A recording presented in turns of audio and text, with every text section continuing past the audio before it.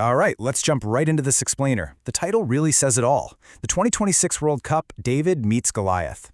We're breaking down one of the absolute wildest, most statistically improbable matchups of the entire tournament, the clash between the European powerhouse, Portugal, and the massive underdog, DR Congo. We're going to get into the tactics, the history, and the sheer human willpower that turned this fixture into an instant classic. Seriously, it's a game that kind of forces us to rethink everything we know about footballing dominance. So you gotta ask yourself, what happens when a footballing giant meets a nation that has waited 52 years for their moment? That question right there perfectly captures the drama we witnessed on the pitch. On one side, you've got this heavy favorite expected to just cruise through their group. And on the other, an underdog carrying the immense pride of an entire nation that's just thrilled to be back on the world stage. It's the exact kind of irresistible storyline that makes the World Cup so special. And then we get this, a 1-1 draw. Just think about that for a second. It's a seemingly simple set of numbers, but it sent absolute shockwaves through the tournament. Look, for a giant like Portugal, drawing 1-1 in the group stages feels like a complete catastrophe, right? A huge stumble out of the gate. But for DR Congo, getting a point off a team like that is a historic triumph.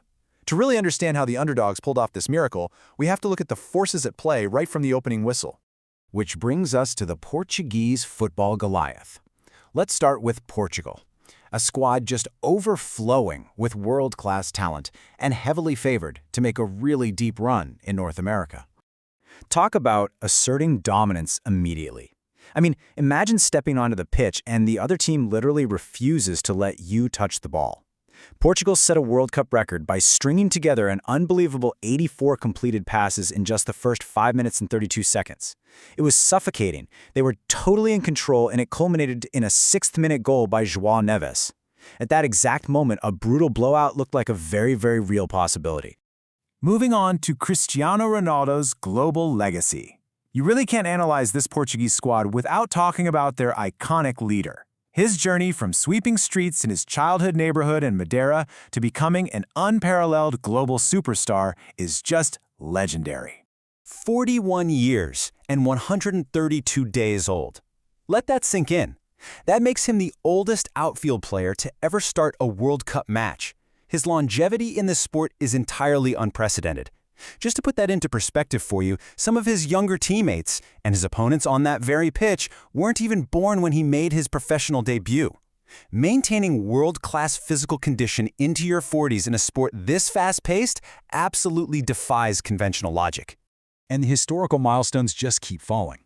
By starting this match, he officially tied his eternal rival, Lionel Messi, by featuring in his 6th different World Cup edition. He also matched Paolo Maldini's legendary record of 23 tournament appearances. You don't hit numbers like that with just talent. It takes decades of relentless stamina, strict discipline, and basically a total refusal to age. But you know, his legacy reaches way beyond the boundaries of a football pitch. He uses his massive platform for some incredibly impactful philanthropy. We're talking €1.5 million donated to a Portuguese cancer center and an astounding £5 million for earthquake relief in Nepal. He's a Save the Children ambassador, supports Syrian refugees, and on top of that, he's an active blood and bone marrow donor. His influence truly transcends the stadium. All right, shifting gears to DR Congo's long-awaited return. Let's look at the other side of the pitch and see exactly what the ultimate underdog brought to this towering giant. It has been a staggering 52-year wait for the Leopards to get back to the sport's biggest stage. 52 years. Historically, that's a wait second only to Wales, Egypt, and Norway. The last time they played in this tournament was way back in 1974, competing as Zaire. There are entire generations of passionate Congolese fans who have literally gone their whole lives without seeing their national team on a World Cup pitch, until today. And you could hear what it meant with chants of "Allez Leopards" echoing through the stadiums from fans like Offer Nikabanzi. For the Congolese diaspora around the world, this return is so profoundly emotional. It isn't just about kicking a ball around. It's about bringing their incredibly rich culture to a massive global audience. The pure joy of seeing their colors represented on this stage is hard to even overstate. This match highlights the vibrant joy of a country known as the birthplace of rumba. Now, rumba is this beautiful dance that blends traditional Congolese rhythms with slow, elegant movements and a really melodic guitar interplay. But what's so cool is how this cultural rhythm translates directly to the football pitch. It brings a unique style, a definite flair, and this joyful elegance to how the team moves and plays the game. And that deep cultural identity is completely intertwined with a powerful history of resilience. Take fufu, for instance. It's a staple dish of boiled and smashed cassava, but it's also a potent symbol of community endurance that survived the brutal era of colonization after arriving in the 16th century. That exact historical resilience, that ability to weather storms and stand strong together, is exactly the spirit the DR Congo team channeled to survive wave after wave of Portuguese attacks. Which brings us perfectly to Yohan Wissa's resilient journey. Really, no single player embodies that unyielding resilience better than the man who scored DR Congo's miraculous equalizer right in first-half stoppage time. I mean, Wissa's trajectory is quite literally out of a movie script. He started out in grassroots football in France, and his career was almost completely derailed in 2021 when he survived a horrific, unprovoked acid attack while playing for FC Lorient. But instead of letting that define him, he fought his way back. He moved to England, became Brentford's all-time top Premier League scorer with 45 goals, and then secured a £55 million record transfer to Newcastle United. His story proves that he just never gives up. Okay, let's dive into the stats behind the draw. We've talked about the human drama, but how did this 1-1 draw actually happen physically on the pitch? We need to look at the fascinating tactical clash between these two teams. So, what does 75% possession actually look like in a World Cup game?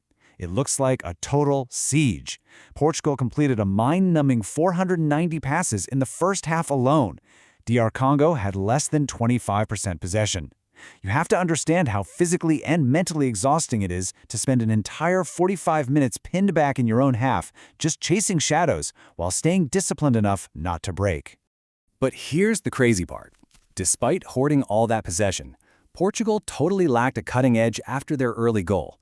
Look at this. After the 6th minute, Portugal's expected goals, or XG, which measures the actual quality of scoring chances, dropped to a staggering 0.07 for the rest of the half.